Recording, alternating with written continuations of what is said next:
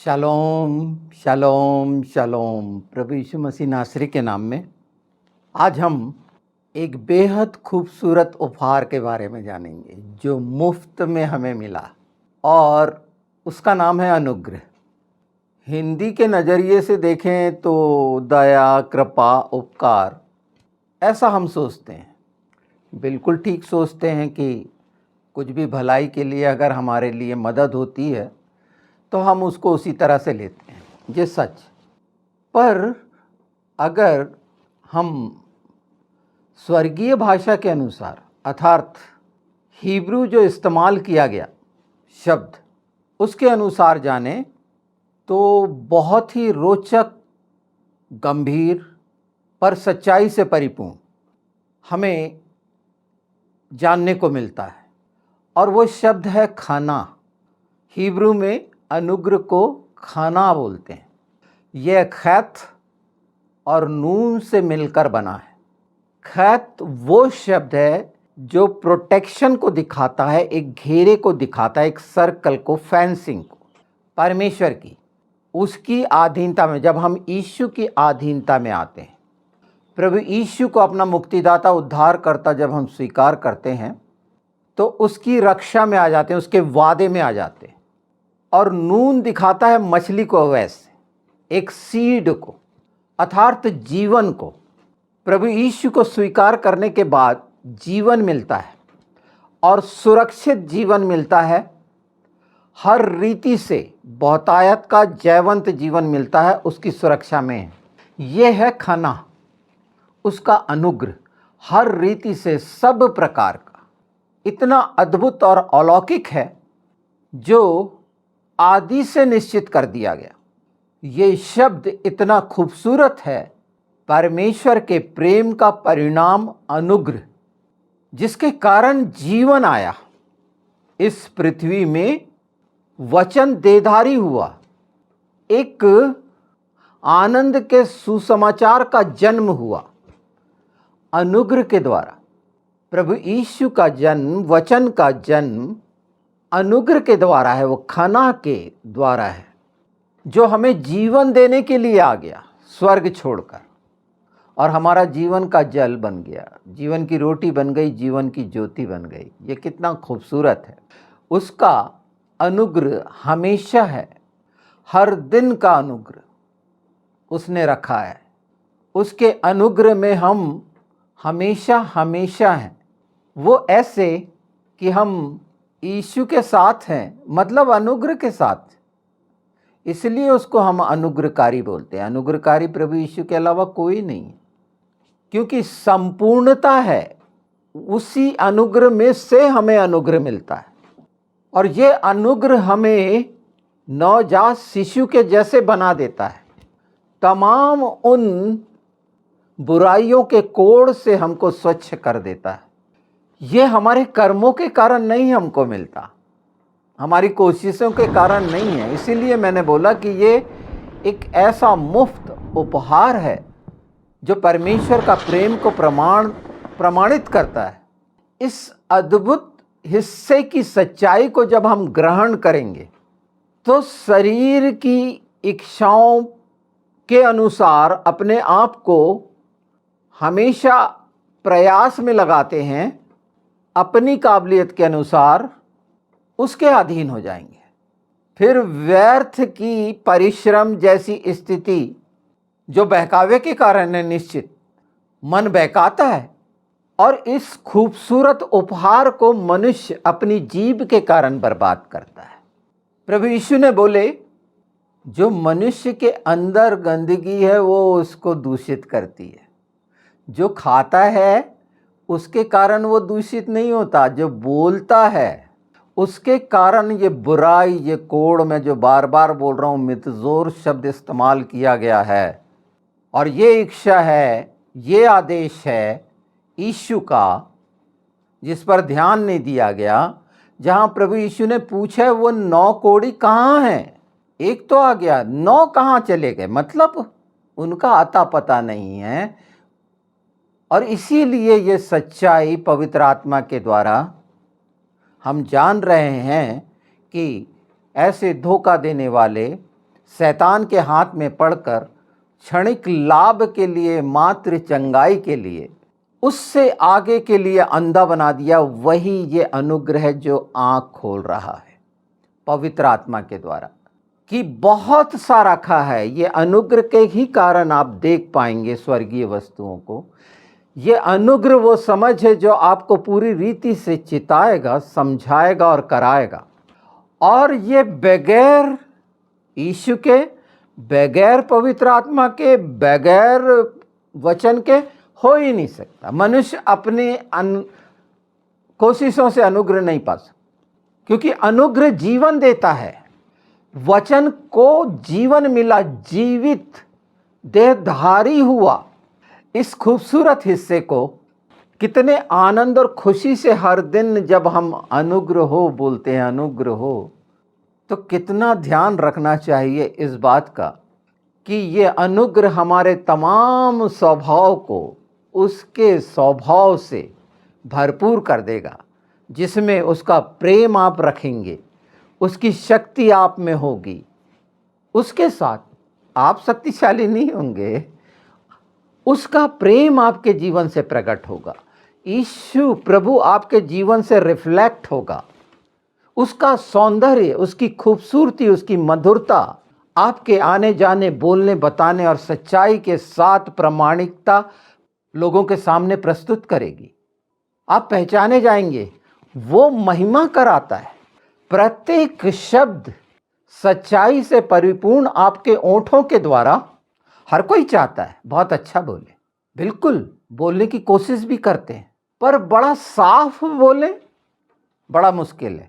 क्योंकि मन में अगर गंदगी है, मन में अगर बुराई है, तो वो कोड़ निकलेगा, बुराई निकलेगी, द्वेष निकलेगा, बैर निकलेगा, निंदा निकलेगी। और मन पे अधिकार यीशु का है। और यीशु का अधिकार तब होता है जब हम अनुग्रह को काम करने देते हैं। अगर हमारे हृदय में हमने उस अनुग्रह को मांगा और सच्चाई से इस अनुग्रह को समझ लिया कि वो मेरे मन को प्रोटेक्ट करेगा, मेरे मन को जीवित करेगा, वो मरा मांस खत्म करेगा। और सचमुच में यीशु के नाम में प्रभु यीशु ने जो रखे हैं, ये खना शब्द पवित्र शास्त्र में कई बार आया है। मैं रेफरेंसेस बता दूंगा, पर मूल अर्थ को जब तक हमारी आत्मा ना जाने, ये सब आपकी आत्मा के सुनने के लिए है, ना कि आपके ज्ञान को बढ़ाने के लिए। ये तैयारी है, अंतिम समय की वो तैयारी जो आप बहुत आनंदित होकर कर सकते हैं, यीशु के नाम में कर सकते। अनुग्रह कराएगा। आप सोचें कि मैं आनंदित होकर प्रेयर में चले जाऊं, तो बहुत कम हुआ होगा। क्योंकि प्रेयर में जाने की तैयारी भी नहीं करे होंगे कि हम पिता पुत्र पवित्र आत्मा के सामने घुटने टेकने जा रहे हैं। तो उसके लिए पहले से मैं मिलने जा रहा हूँ, अपने प्रभु से मिलने जा रहा हूँ।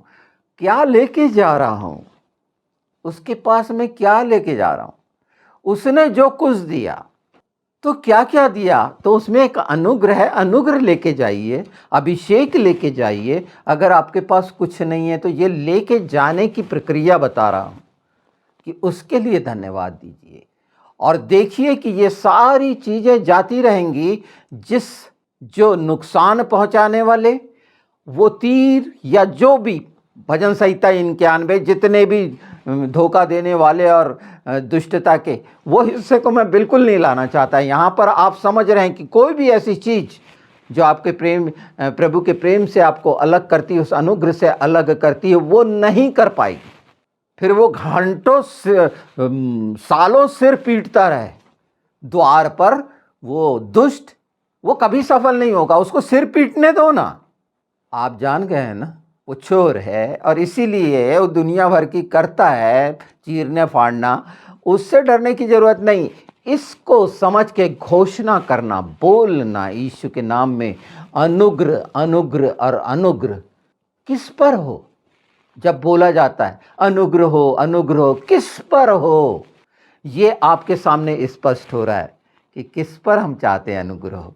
हमारे किस क्षेत्र में हम चाहते हैं अनुग्रह।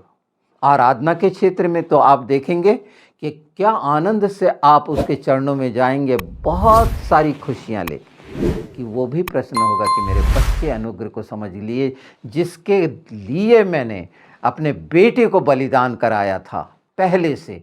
अनुग्रह की सार्थकता, उसकी महत्ता कितनी अभूतपूर्व है। और इससे आगे इतना है कि अगर मैं खना के बारे में बताऊं तो ये परिपूर्ण हे को करता है। हे जो वो खिड़की है, वो अनुग्रह है आराधना की, उसको पूरा करता है, ये जो लेटर 5 है। और अगर आप देखेंगे खना तो वो 58 है। और ये सारा कुछ इतना अद्भुत है। आपसे आज जानते हो, क्योंकि अगर आपने मेरा वीडियो सुना हो तो नोआह जो रेस्ट कहलाता है, मैंने वो 10 पीढ़ियों का बताया था कि वो कैसी भविष्यवाणी है। और ये भी याद रखिए कि हर बात पवित्र शास्त्र की भविष्यवाणी है। भविष्यवाणी जो बोल दी गई है वो हो रही है लगातार, हर दिन हर क्षण। देखने वाली दृष्टि, क्योंकि उसका आना करीब है। अगर जो नोआख है तो नून और खैत से बनता है, अगर उसको पलट दें तो सीधा सीधा क्या बनता है बताइए? खैन, खाना, यहीं से है वो। और हमारे लिए रेस्ट, अगर हमने विश्वास कर लिया, वो 120 साल तक बनते हुए देखकर जो मजाक उड़ा रहे थे, जैसे यीशु प्रभु वो आया तो कैसे फरीसी मजाक उड़ा रहे थे, आज भी फरीसियों जैसे प्रश्न करने वाले भरे पड़े हैं। इन सारी चीज़ों को अगर जान जाएंगे तो मन की, बुद्धि की गंदगी जो भ्रमित और शंकित करती है, उससे छुटकारा पाएंगे और अब्राहम जैसे प्रश्न करने वाले बन जाएंगे। पिता से कैसे प्रश्न करा था, अगर तू नाराज ना हो, अगर तू, कितना खूबसूरत है।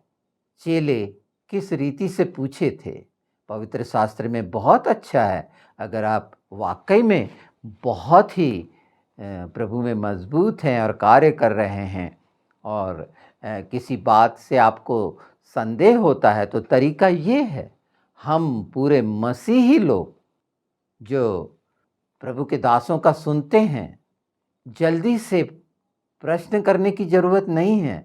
अनुग्रह के अधीन होकर ये याद रखिए कि हर वो कोई, सब मेरे जैसे तो नहीं हो सकते।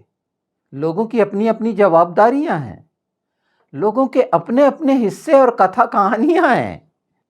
परमेश्वर का जब भय काम करता है तो फरीसियों वाला स्वभाव नहीं होता, पर संसार के भय में और शारीरिक तरीके से अपने आप को समझने वाले फरीसियों जैसे प्रश्न करके खुद भी परेशान होते हैं और लज्जित होते हैं।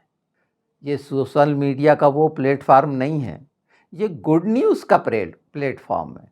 ये संसार की झूठी न्यूज़ एजेंसी नहीं है। ये सुसमाचार, पहला ही शब्द था, आनंद का सुसमाचार सुनाता हूँ। ये आपके भरपूर आनंद का है और शांति का है और अनुग्रह को समझने का है और उसे ग्रहण करना और लेने का है। इस चीज़ों से वंचित करना चाहता है, इस चीज़ की समझ हमें ना मिले और हम अपने आप को कठिन बनाएं। अब जब आपके मुंह से निकलेगा यीशु के नाम में अनुग्रह हो, तो किस पर हो, इस पर ध्यान जाएगा आपका और उस पर निश्चित यीशु के नाम में वो चीज़ें, आज तक बहुत सारी चीज़ें करी हैं, आप देखिएगा ये वो सच्चाइयाँ हैं यीशु के नाम में। और निश्चित जब उस पर छोड़ेंगे इस सच्चाई के साथ, क्योंकि आप विश्वासी हैं, तो उसे होते हुए देखेंगे यीशु के नाम में। अगर हम देखते हैं नूह का उत्पत्ति 6:8 में, तो ये खना शब्द इस्तेमाल हुआ, उसको कृपा मिली, पुनरुत्थान की शुरुआत, वो चिन्ह परमेश्वर ने पहले से सब निश्चित कर दिया। जब हम बहुत सी बातों पर ध्यान देते हैं ना, कबूतर का जाना और फिर वापस नहीं आना, कौवे का वापस नहीं आना, या कबूतर का जाना और जैतून की पत्ती को उसने अपने मुंह में दबा के लाया था, तो उससे दिखा था सम, जैतून का मतलब है ना, जैतून के तेल का, जैतून के बीज का जो पीसा जाना गैतसमनी में। ये सब चीज़ें बहुत अद्भुत हैं। पर आज जब हम खना पर हैं और ये उसके ख़वाम से मिलता है, कुछ चीज़ें बड़ी महत्वपूर्ण हैं। जो पूर्व का, मैं आपको रीति रिवाज या किसी डायरेक्शन की बात नहीं कर रहा, पर ये स्केल में लिखा है पूर्वी द्वार, और पूर्वी द्वार से ही गोल्डन गेट से ही प्रवेश होगा। इस बारे में मैंने बता चुका है जब हमने पाम संडे की बातें करी थी। वीडियोस में ये मिलेंगे, जो शब्द यहाँ पर हैं वो कहीं ना कहीं बिल्कुल वो सच्चाई के साथ मिलेंगे। तो वो पूर्वी खिड़की खोलना, हे दानियल खोला करता था ऊपरी कोठरी में, अनुग्रह की खिड़की, ये खना की खिड़की, वो पूर्वी वहाँ से बहता था पानी। एजकेल पढ़िए, देखिए, ये अनुग्रह है, ये बिल्कुल आपको नया करेगा, हर दिन नया करेगा, और एक नए अभिषेक में आप, जो इस समय के लिए निश्चित किया गया है, हम प्रभु यीशु को मानने वालों, निश्चित हम सब बात को पूरा नहीं कर पाते हैं, उस रीति से नहीं कर पाते हैं, वो संगति नहीं कर पाते हैं, या जितने भ्रम डाल दिए गए हैं जो पवित्र शास्त्र में 10 आज्ञाओं में विशेष ठहराई गई है, वो आज्ञा बड़ी विशेष है, सबसे ज़्यादा, जो 8वें पद पर है। मैं पढ़ देता हूँ। निर्गमन देखिए, एक्सोडस। अगर हिब्रू की भाषा में थोड़ा सा जानना चाहते हैं तो इसको सिमोद बोलते हैं। नाम लेकर बुलाया जंगल में, अपने अल्फाज देने को, ये है तोरा का मतलब ये 5 किताबों का मतलब। और उसमें बहुत सी खूबियाँ हैं और सच्चाइयाँ हैं। उसमें से एक खूबसूरत सच्चाई हम जान रहे हैं, और यही अनुग्रह जो यीशु के नाम में काम करके ये 8वें पद को पूरा करता है। उसको देखिए, निर्गमन 20 उसका 8। तू विश्राम दिन को पवित्र मानने के लिए स्मरण रखना, याद रखना। यीशु ने कहे थे, याद रखना मतलब भूल मत जाना, वचन को भूल मत जाना, स्मरण रखना इसको, कि विश्राम दिन को पवित्र, सिर्फ विश्राम दिन नहीं जैसे बोल दिया गया है सब्बात, और लोगों ने उसको अपने अपने तरीके से उस पवित्रता को शैतान के द्वारा ख़त्म करने में कोई भी कमी बाकी नहीं रखी, क्योंकि 7 दिन काम करने की आदत हो गई, विश्राम करने की आदत है ही नहीं। उसके साथ विश्राम करना, पवित्र पिता पुत्र पवित्र आत्मा है। पवित्र दिन ठहराना मतलब अगर हमने अनुग्रह के द्वारा, अनुग्रह में हैं हम उसकी, तो उसकी पवित्रता में हैं, तो उसके दिन में हैं हम। आप हर दिन सब बात उसके साथ हो सकते हैं, पर परमेश्वर ने एक दिन निश्चित किया कि नहीं, बहुत काम धंधा करने वाले लोग हो, बहुत मेहनती लोग हो, पसीने का श्राप मिला है, करो, पर एक दिन तो पवित्रता के साथ आ जाओ मेरे पास। तो वो भी नहीं रहा। पहले दिन को जाएंगे आशीष लेने, पर उसकी उपस्थिति, पहला दिन है, वैसे 8वां दिन भी बोल सकते हैं उसको, तो 8वें दिन का भी उल्लेख है बाइबल में कि 8वें दिन क्या होगा, कि सारा कुछ नया हो जाएगा। जो 7000 साल मतलब 1000 साल प्रकाशित वाक्य में जो लिखा है, आने वाले समय में बताऊंगा मैं। पर यहाँ पर खाना देखिए कि उसको पवित्र नहीं मान रहे पहले। उस दिन की पवित्रता इसलिए कि उसकी उपस्थिति है, जैसे हम पवित्र नहीं हैं, उसकी धार्मिकता के कारण हम पवित्र हैं कि वो हमारे जीवन में है। उसी तरह ये दिन उसका बनाया हुआ है, दिन दिन से बात करता है, रात रात को ज्ञान सिखाती है। तो सुनिए ना, समझिए ना ये खूबसूरत हिस्से को, कि अनुग्रह का भरपूर पूरा 100% लाभ लेना। वो मना थोड़ी करता है, वो बोलता है कि और लो, और मेरे गवाह ठहरो, मेरे राज्य बन जाओ, कि तुम चमको, तुम्हारी ज्योति चमके। और क्या है इसका मकसद? अगर बहुत ध्यान से इस बात को समझ जाएंगे तो इसकी गंभीरता और इसकी खूबसूरती को सिर्फ कहानी मत समझें, इसको वो सच्चाइयाँ जो पवित्र शास्त्र में लिखी हैं। लिखा हुआ है इसमें, 6 दिन तो तू परिश्रम करके अपना सब काम काज करना, खूब करना, परंतु 7वां दिन तेरे परमेश्वर यहोवा के लिए विश्राम दिन है। अब पिता यहोवा को इनकार कर दो, है ना, नहीं, विश्राम दिन नहीं मानेंगे। पिता अब्बा यहोवा को, उस हाशेम को जो हमारे उद्धारकर्ता यशुआ मसाया का बाप है, उसका इनकार कर दो। यीशु ने यही करा, है ना। यीशु ने कौन सी आज्ञा तोड़ी, कौन सा शब्द तोड़ा? फरीसियों वाला। फरीसी यही बोलते थे, क्योंकि आज के जो शरीर में फरीसी हैं, जिनके प्रश्न हैं, वो फरीसियों जैसे। और नाना प्रकार के पंथ आपको उसकी उपस्थिति में, वैसे उपवास का मतलब है उसके साथ वास करना, भूख हड़ताल नहीं है। तो जब हम अनुग्रह में हैं तो उस पवित्रता में हैं, और हम जब अनुग्रह में हैं तो क्या क्या लेके जाएंगे परमेश्वर के सामने, ये मैंने बता दिया। आज तक क्या लेके जाते थे मैं नहीं जानता, आप कैसे तैयार होके जाते थे मैं नहीं जानता, कि उठे, नींद खुली और चले घुटनों में, क्या है ये सोचिए ना कि संसार का मालिक मेरा उद्धार करता, जिसके पास मैं जा रहा हूँ, जिसके सामने तमाम प्राचीन और प्राणी और वो करोड़ों अरबों स्वर्गदूत सिर झुकाए रहते हैं और सिर्फ पवित्र पवित्र कहते रहते हैं, हम जैसे कीड़े क्या कर रहे उसके चरणों में जाके। फिर भी वो इतना प्रेम करता है, हर चीज की समझ रखती है, अनुग्रह की समझ नहीं। बाइबल में यही लिखा है, बाइबल में प्रभु यीशु ने यही कहा, क्या तू ये तो है कहता है पर ये नहीं जानता सभी जगह आपको मिलेगा, क्या ये नहीं जानता? बाइबल में लिखा है, यही तो बताया गया है, यीशु ने बार बार बताया, ये लिखा है, ये लिखा है। हालेलुया, होशन्ना, वो एक्चुअली हशन्ना है हाँ, पर ठीक है, हम अपने ओठों के द्वारा जो हमारे हृदय में है उसकी बड़ाई, प्रशंसा सच्चाई और आत्मा से करते हैं, शब्दों का नहीं है, आत्मा जानती है। मैं कभी किसी लैंग्वेज को महत्व नहीं दिया, कोई भी लैंग्वेज मेरे लिए कोई मायने नहीं रखती, पर मायने रखता है प्रकाशित वाक्य अर्थात जो पवित्र आत्मा के द्वारा हमारे जीवन में प्रकाशित होता है, और उसकी जो समझ मिलती है, और वो समझ के द्वारा जो हम उसको उसका विस्तार, उसको एक्सप्लेन कर पाते हैं, बता पाते हैं, सुन पाते हैं, वो अद्भुत है, क्योंकि वो उसकी प्रेरणा के द्वारा है। क्योंकि कहा गया है पवित्र शास्त्र, समस्त पवित्र शास्त्र परमेश्वर की प्रेरणा के द्वारा है, पवित्र आत्मा की प्रेरणा के द्वारा है। और अय्यूब बोलता है, तेरी दी हुई सांसों से मुझे प्रेरणा मिलती है। आमीन। ये प्रेरणा जो उसकी सांस है वो आत्मा है। इतना खूबसूरत सच्चाई हम मसीहों को मिली है, और कितना आगे जाना चाहिए पूरे परिवार को इन सच्चाइयों के साथ। बहुत ज़्यादा पाखंड और ढोंग की जगह अनुग्रह को अपना काम करने देना चाहिए, तो ये खना आपको पूरा प्रोटेक्ट करके रखेगा। वो नाका बड़ा दमदमा बाइबल में लिखे हुए हैं कि बना और एक ईंट रख।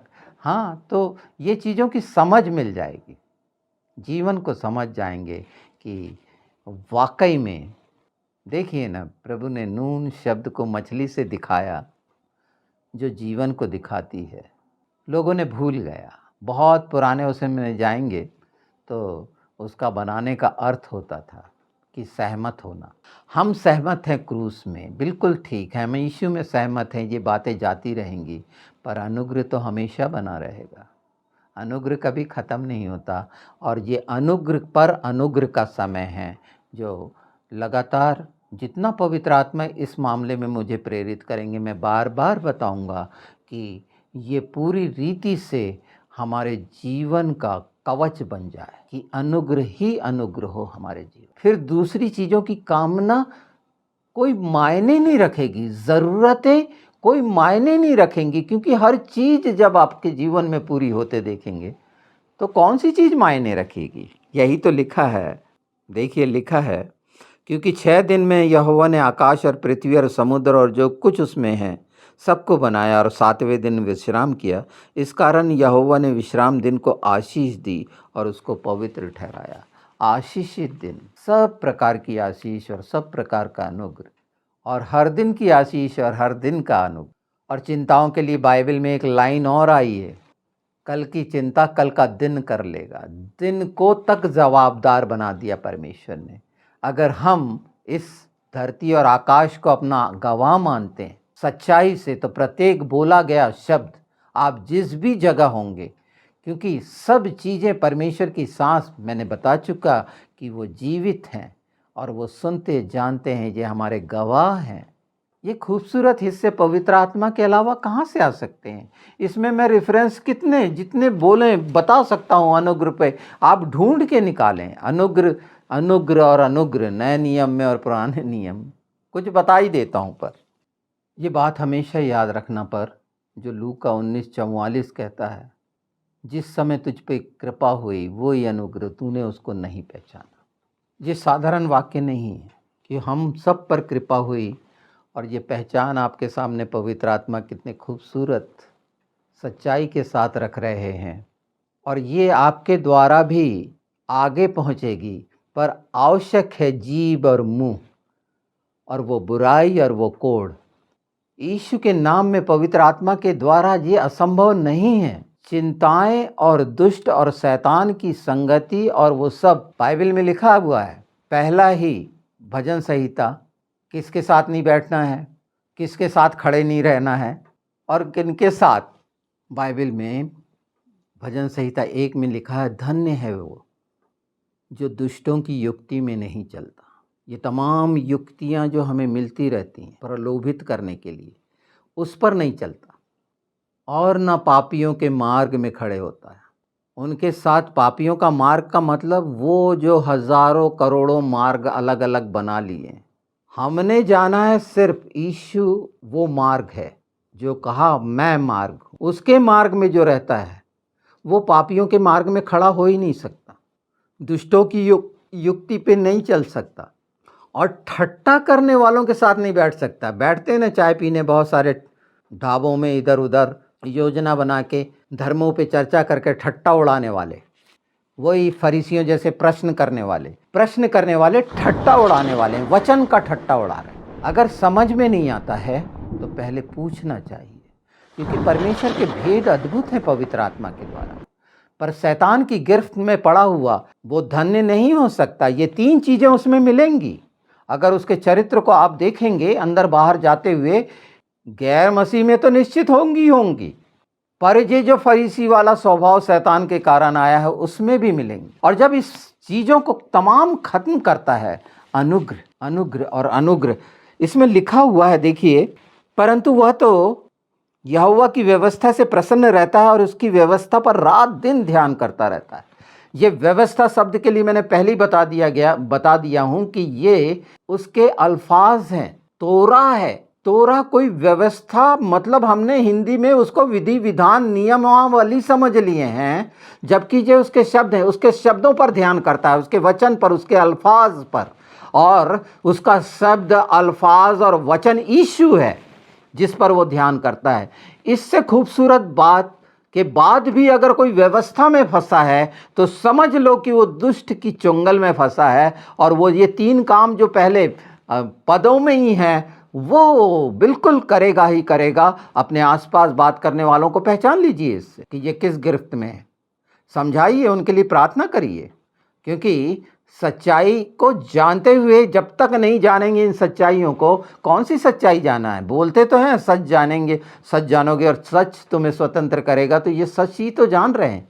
अभी थोड़ी सी तो बात शुरू हुई है, अभी ये पहला ही भाग है अभी, कि अनुग्रह के और खूबसूरत आगे इतने खूबसूरत हैं कि आप बार बार सुनना चाहेंगे। और निश्चित पवित्र आत्मा के द्वारा मैं उसी उत्साह से, उसी अभिषेक में, पूरे आनंद से आप लोगों के लिए जो ये खुशियाँ रखा है अनुग्रह के द्वारा, वही तो चाहता हूँ, वही तो दे रहा हूँ, वही तो बोल रहा हूँ यीशु के नाम में। आप लें तो, और देखिए कि वो सब कुछ क्यों ना होगा, क्योंकि ये मैंने जाना है और समझा है, क्योंकि अधिकार दिया गया है। ये बहुत अद्भुत है, और ये सब हम मसीहों के लिए, हम सब अधिकारी हैं, वारिस हैं। बने तो सही। वह उस वृक्ष के समान है जो बहती नालियों के किनारे लगाया गया है और अपनी ऋतु में फलता है और उसके पत्ते कभी नहीं मुरझाते। इसलिए जो कुछ वो पुरुष करे वो सफल होता है। दुष्ट लोग ऐसे नहीं होते, वे उस भूसी के समान होते हैं जो पवन से उड़ाई जाती है। इस कारण दुष्ट लोग अदालत में स्थिर न रह सकेंगे और न पापी धर्मियों की मंडली में ठहरेंगे, क्योंकि यहोवा धर्मियों का मार्ग जानता है, परंतु दुष्टों का मार्ग नष्ट हो जाएगा। ये निश्चित है, फाइनल है। आमीन। बिल्कुल इसे देखना आप। उत्पत्ति 6:8, उत्पत्ति 19:19, निर्गमन 33 देखना। मैं अभी पुरानी वाचा में से बता रहा हूँ, 12 से 17 देख लेना। इस पर मैं नेक्स्ट में बोलूँगा, पर आप इसे पढ़ के रखना। और भी जहाँ जितने मिलते हैं ये सब अनुग्रह हो तो कहाँ पर, गिनती 6:25, यशाया 30:18, नहूम 1:7, सबा उपदेशक 9:11। कई लोग ग्रीक जानते हैं, तो हारिस शब्द इस्तेमाल हुआ है अनुग्रह के लिए। अगर इसको देखेंगे, इनके स्ट्रॉन्ग जैसे हिब्रू में मिलते हैं नंबर से, जो इन चीज़ों को जानते हैं, पर मूल अर्थ पवित्र आत्मा के द्वारा ही प्रकट होता है। यूहन्ना 1:16-17, रोमियो 5:20-21, इफिसियों 2:8। ये अगर हम बहुत शांत होकर उसकी शांति में इन चीज़ों को लेंगे, देखिएगा सारा जीवन बदल जाएगा। पूरे परिवार में जितनी विसंगतियां लगती हैं जो हमारे लिए कठिन हैं, ऐसा लगता है कि ये हो पाएगा नहीं हो पाएगा, शंका और संदेह जो दुष्ट का, लोगों के व्यवहार बहुत अद्भुत, ये अनुग्रह सब बातों का समाधान कर देगा। आगे हम जो इन पर हैं, इसके दूसरे भाग को निश्चित मैं कंटिन्यू करूँगा, क्योंकि ये अनुग्रह पर अनुग्रह का साल है, और उस खिड़की से आप सब निहार सको अनुग्रह के द्वारा कि स्वर्गीय वस्तुओं पर आपका ध्यान हो और हर चीज़ सुनी, देखी और समझी जा सके, जो लोगों के लिए आज तक असंभव था, जिसके लिए बाइबल में कहा गया बहुतों को इच्छा थी कि ये बातें सुने जाने।